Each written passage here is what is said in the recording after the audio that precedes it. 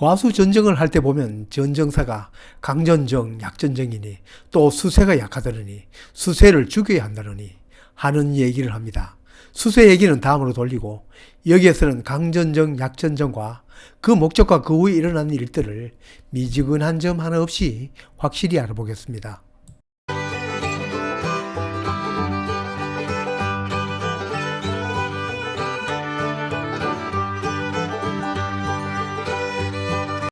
간단히 말하면 강전정은 강하게 전쟁하는 것이고 약전정은 약하게 전쟁하는 것이다 라고 말할 수 있겠지만 그 말 하려고 이 영상 올리는 건 아니겠죠.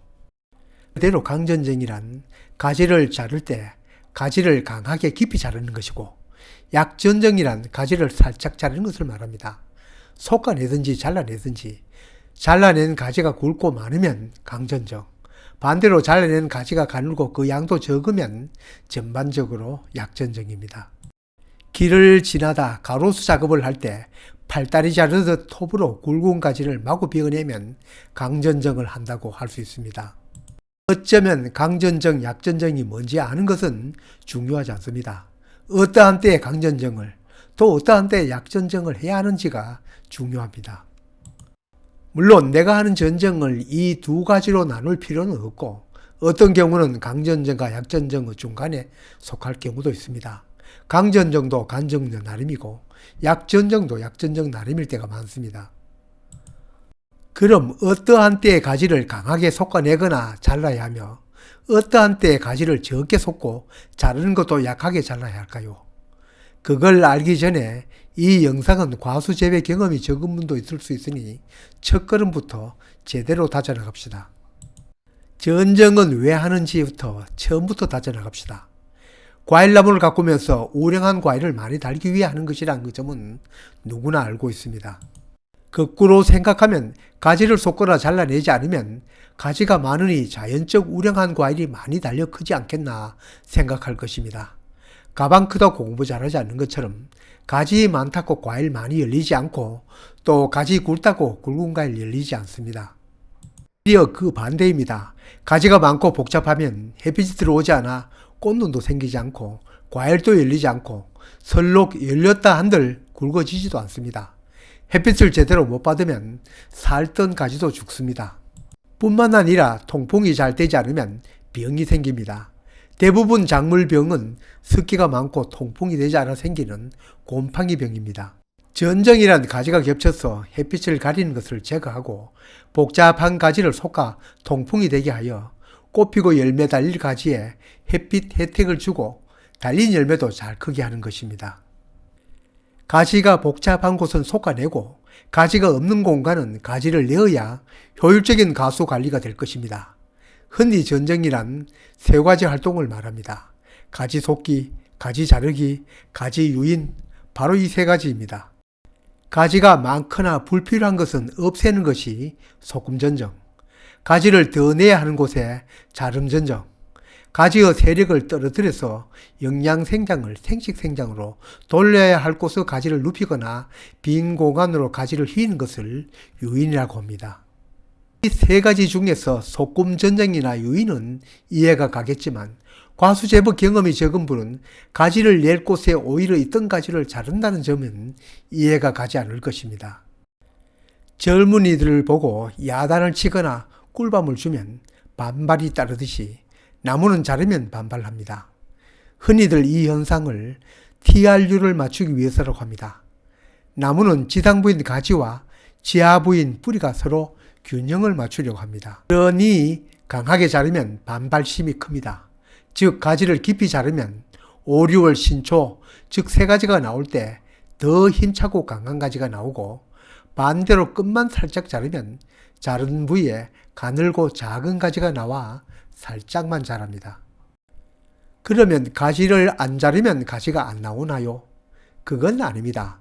나무도 자라야 하고 특히 다음에 세 가지를 내어야 거기에 꽃눈이 오고 과일이 열리니 가지는 저절로 나오고 또 내어야 합니다.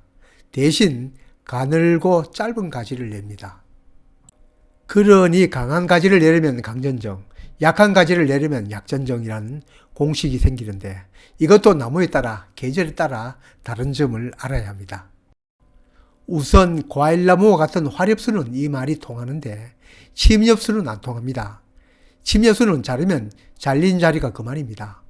계절적으로는 신초가 나오기 전인 겨울과 봄에는 통하지만 가을에는 덜 통합니다.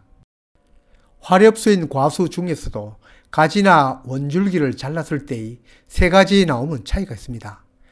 보통은 가지를 자르면 일단 정화에서 올라오는데 참 여기에서 정화는 꼭대기 눈이란 그 정화가 아니고 정해진 곳에 나온 눈이란 뜻입니다. 정해진 눈이란 바로 가지에 볼록볼록 잎눈이 있는 곳을 말하는데 그 잎눈이 터진 곳에는 가지와 잎자루 사이에 새로운 눈이 나옵니다. 그런데 그런 곳이 아닌데도 신초가 막 나오는 경우가 있습니다. 정해진 자리가 아니란 뜻에서 부정화라고 합니다.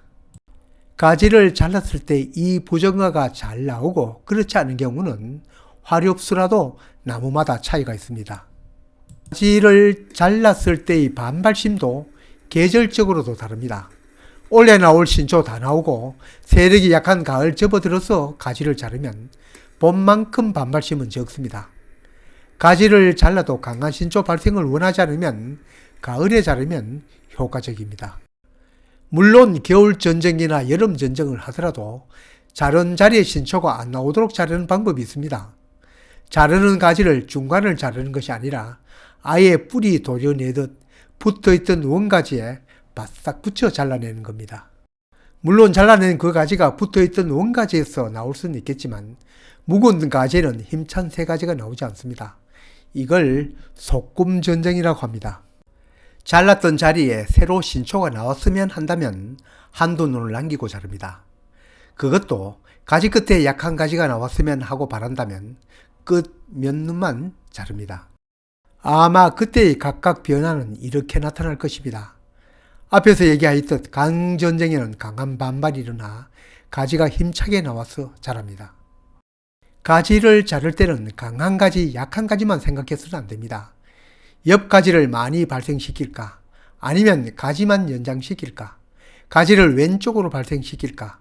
오른쪽으로 발생시킬까를 생각해야 합니다. 가지를 내려고 자르니 당연히 그 모든 걸 자를 때 생각해야 합니다. 전쟁하는 분들 보면 엿장사 가위 휘두르듯 막 자르지만 어느 가지를 자를 때도 이거 생각하면서 자릅니다. 그냥 가지 끝만 연장시키려면 위만 자릅니다. 그러나 그 남은 가지에 측지, 즉 옆가지를 발생시키려면 중간을 자릅니다. 물론 이 가지는 없애고 다음에 새 가지를 발생시키려면 한두 눈 남기고 더 깊이 자릅니다. 새로 가지가 나오게 할 방향도 생각해야 합니다. 이때는 자르고 남는 눈을 보고 잘라야 합니다. 위로 난 끝눈을 남기고 자르면 1번처럼 가지가 뻗고 아랫눈을 남기고 자르면 2번처럼 됩니다. 보통 가지를 연장시킬 때는 2번처럼 아랫눈을 남기고 자릅니다. 그렇지만 가지가 아래로 축 처져 있어 더 강하게 키우려면 윗눈을 남기고 자릅니다. 또 왼쪽으로 가지를 나오게 하려면 마지막 왼쪽 눈을 남기고 오른쪽 공간에 배치하려면 오른쪽 눈을 남기고 자릅니다. 그런 생각 없이 자를 때는 아마 땔감나무 자를 때일 것입니다. 파괴는 건설의 아버지이듯이 자름은 새 가지를 발생시키기 위해서입니다. 많이 부수면 더 새로운 건물이 서듯이 말입니다. 그럼 자르지 않으면 아무 가지도 나오지 않느냐고요? 죽은 나무가 아닌다며야 그렇지는 않겠죠. 봄 되면 눈마다 잎이 나오고 5, 6월이면 1차, 2차 그 자리에서 새 가지가 나옵니다. 실제로 전쟁하는 것이나 가르쳐주지 시시꼴꼴 이런 것 얘기한다고 하는 분도 있을 것입니다. 왜 자르는지 모르고 가지 자를 수 없습니다. 바로 전쟁하는 법을 배우시려면 제 채널 3번 목록에 공통적인 것과 각 과수별로 있습니다. 과수별로 동계전쟁 방법도 있고 5, 6월 신초 나오고 정리하는 하계전쟁도 또 가을전쟁에 대한 영상도 있으니 참고하십시오. 보시다가 왜 그렇게 자를까 하는 의문이 들면 이 영상을 보십시오. 이 영상에서는 강전쟁, 약전쟁을 하였을 때 이후 가지 나옴에 대해서 집중적으로 얘기 드렸습니다.